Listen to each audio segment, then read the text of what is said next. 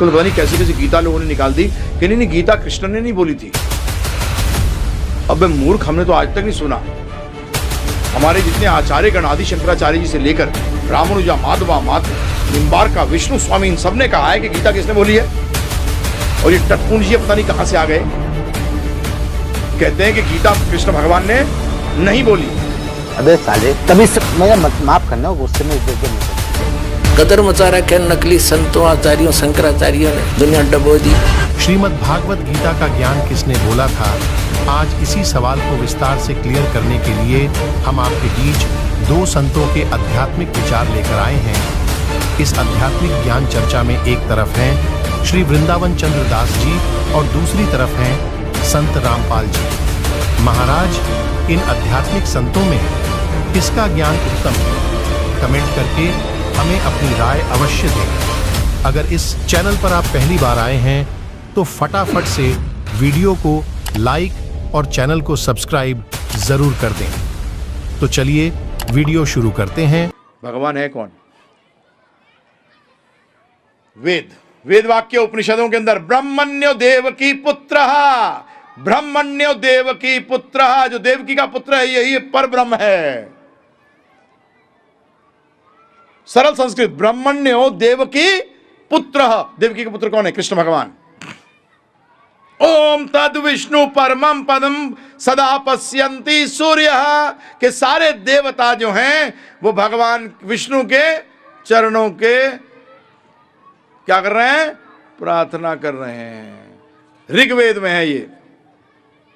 अब देखिए, अब गीता में लेते हैं। देखिए भगवान, गीता को तो कोई प्रभु जी डिनाई कर नहीं सकता। अब एक चीज ध्यान रखिएगा, यहां भगवान ने जहां अहम और माम का इस्तेमाल किया है वह कौन बोल रहे हैं? कृष्ण। कौन बोल रहे हैं? कृष्ण बोल रहे हैं। आजकल तो पता नहीं कैसी कैसी गीता लोगों ने निकाल दी कि नहीं गीता कृष्ण ने नहीं बोली थी।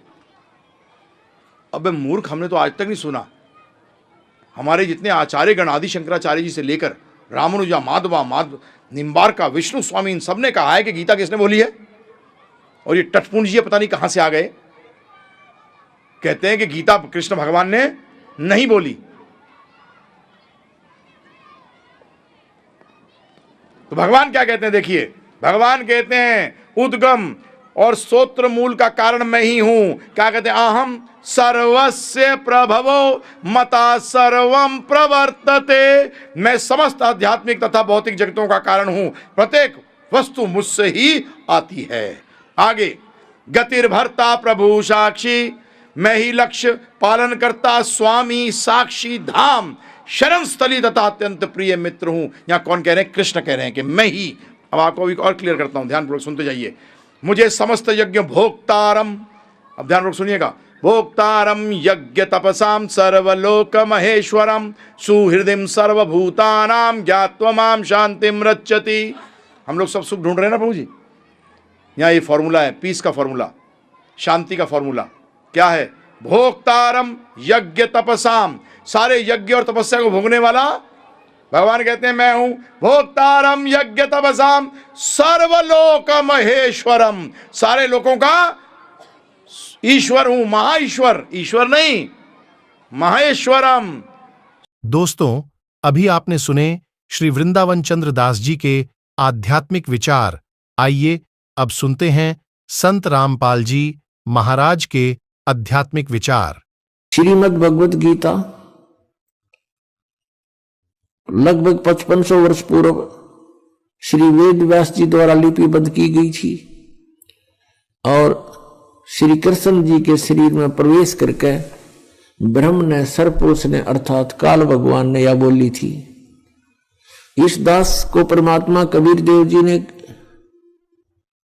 देव दृष्टि दी, यानी ज्ञान दृष्टि दी। उसके बाद इसका यथार्थ अनुवाद हुआ। इससे पूर्व, इस दास से पूर्व जितने भी आज तक अनुवाद करता है गीता जी के, उन्होंने अर्थों के अनर्थ कर डाले। श्रीमद् भगवत गीता अध्याय नंबर 11 के श्लोक नंबर 32 में कहता है कि अर्जुन, मैं बढ़ा हुआ काल हूं और अब इन सभी लोगों को नाश करने के लिए प्रवृत्त हुआ हूं। श्रीमद् भगवत गीता अध्याय नंबर 11 के श्लोक 21 में अर्जुन देख रहा है कि हे प्रभु, आप तो इन ऋषियों को भी खा रहे हो, आपके सामने ये सिद्धों के समुदाय देवताओं के पूरे ग्रुप आपके सामने करबद्ध खड़े हैं और मंगल कामना कर रहे हैं, वेदों के स्तोत्रों से आपकी स्तुति कर रहे हैं और आपसे भीख मांग रहे हैं अपने जीवन की, अर्थात मंगल कामना कर रहे हैं। आप उनको भी खा रहे हो। तब 11वें अध्याय के 32वें श्लोक में ये काल कहता है, जो श्री ब्रह्मा, श्री विष्णु, श्री शिव जी के पिताजी हैं, ये काल कहता है कि मैं काल हूँ अर्जुन, मैं काल हूँ और इन सभी लोगों को, इन सभी सेनाओं को इनका नाश करने के लिए अब मैं प्रवृत्त हुआ हूँ। अर्जुन देख रहा है कि कुछ देवता, कुछ व्यक्ति आपकी जाड़ों में लटक रहे हैं, कुछ आपके मुंह में समा चुके हैं। ये काल कौन है? श्री कृष्ण काल नहीं थे। श्री कृष्ण जी ने पहले कभी अपने आप को काल नहीं कहा। श्री कृष्ण जी ने उस गीता के ज्ञान के उपरांत, यानी महाभारत के युद्ध के उपरांत, अपने आप को कभी काल नहीं कहा, क्योंकि ये काल नहीं थे, ये सतोगुण भगवान विष्णु अवतार थे। और विष्णु जी इतने शांति प्रिय सतोगुण युक्त हैं कि एक बार भृगु ऋषि जी ने भगवान विष्णु जी के सीने में लात मार दी थी। भगवान श्री विष्णु अर्थात श्री कृष्ण जी सतोगुण ने कहा था कि हे ऋषिवर, मेरा सीना वज्र जैसा सख्त है, आपके कोमल पैर को चोट तो नहीं आई। क्या वो महापुरुष जो इतना शांति प्रिय और इतना दयालु है, क्या वो काल हो सकता है? क्या वो अपने आप को काल कह सकता है? जिसको देखकर अर्जुन जैसे योद्धा भी कांप रहे हैं, तो वो श्री कृष्ण नहीं, श्री विष्णु नहीं, वो काल था जो श्रीमद् भगवत गीता जी का ज्ञान श्री कृष्ण जी में प्रवेश करके कह गया, बोल गया। मुख यानी ये शरीर समझो एक यंत्र है, जैसे टेप रिकॉर्डर होता है, और टेप रिकॉर्डर में जो भी जैसी भी कोई कैसेट डाल दी जाती है, फिर वो कैसेट बोलती है, उस कैसेट वाला ही मैटर बाहर बोल रहा है, वो टेप रिकॉर्डर। श्री कृष्ण जी के शरीर अर्थात टेप रिकॉर्डर में इस काल ब्रह्म ने, काल कहो चाहे ब्रह्म कहो, इसने स्वयं प्रवेश करके और अपनी कैसेट चला दी। उसने गीता जी का ज्ञान स्वयं बोला। अपनात्मा तत्व ज्ञान किसे कहते हैं? जिसमें निष्कर्ष निकले, जिस ज्ञान के आधार से गूढ़ रहस्यों की जानकारी हो, उसको तत्व ज्ञान कहते हैं। आध्यात्मिक ज्ञान को समझने के लिए, जानने के लिए कुछ बातें हैं जिनका विशेष ध्यान रखना पड़ेगा। जैसे हमारे पवित्र सदग्रंथ हैं, पवित्र चारों वेद, ऋग्वेद, यजुर्वेद, सामवेद और अथर्ववेद, और 5वां वेद है सूक्ष्म वेद। जिसको गीता जी अध्याय नंबर 4 के श्लोक नंबर 32 में सच्चिदानंद घन ब्रह्म की वाणी कहा है, ब्रह्मणे मुखे कहा है। ब्रह्मणे मुखे माने सच्चिदानंद घन ब्रह्म के मुख से उत्तरित वाणी में, अर्थात उस सूक्ष्म वेद में कबीर वाणी में विस्तार से सब अनुष्ठान यज्ञों की जानकारी विस्तार से दी गई है। और वो तत्व ज्ञान है, उस ज्ञान को चौथे अध्याय के गीता जी के 34वें श्लोक में कहा है कि उस तत्व ज्ञान को जो सच्चिदानंद घन ब्रह्म की वाणी में विस्तार से कहा गया है, कबीर वाणी में, सूक्ष्म वेद में, उसको तत्वदर्शी संतों के पास जाकर समझ। वह ज्ञान श्रीमद् भगवत गीता जी से भी भिन्न है और वो कंप्लीट है, वो पूर्ण ज्ञान है, जिसको गीता ज्ञान दाता भी नहीं जानता।